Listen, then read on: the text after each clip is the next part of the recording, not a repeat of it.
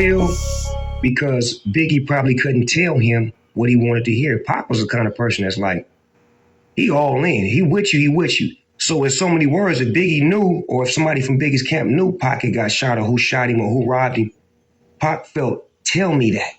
And when they didn't tell him that, even if they did or didn't know, that just turned it all bad. Because where we come from, if you know I'm finna get shot, robbed, or jacked, and you don't say nothing, you a part of it. So that was his emotions. But me personally, I knew C's and Puffy and Biggie and all them. I don't think they set him up. I think it was some situations that caused that, and they couldn't prevent that. And it was nothing that they could do. So it was like it puts both of them in a twist because it's like, y'all my homeboys, y'all let me get shot and blah, blah, blah. But it's like, really, what could they do? You may have created that situation. The last time I saw him, he was laying in the bed, holding on to his last breath. Man. Well, I had seen him before that because we left New York. We had just left New York. I had got off the radio station with Angie Martinez, and that's when me and him like clashed because she asked me on the air, how do you feel about Puffy and Biggie? And I said what I felt. They're my homeboys. I love them. When I got back to the hotel, it was a whole nother atmosphere. Like, he sent his homeboy up to get the bud from me as opposed to him coming to get it. Muta came and got the bud. Pop on some bud. Hold on.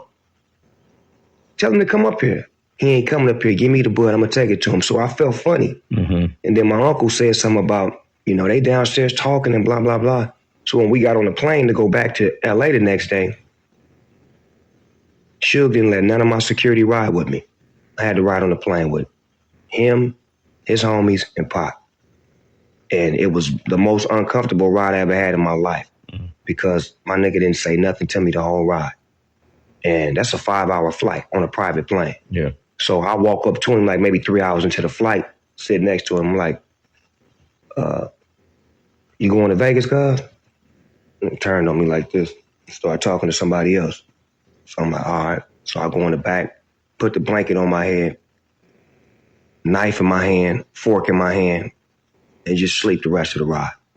Because I feel like they finna try to do something to me. So when I get off the plane, we land, he walk out.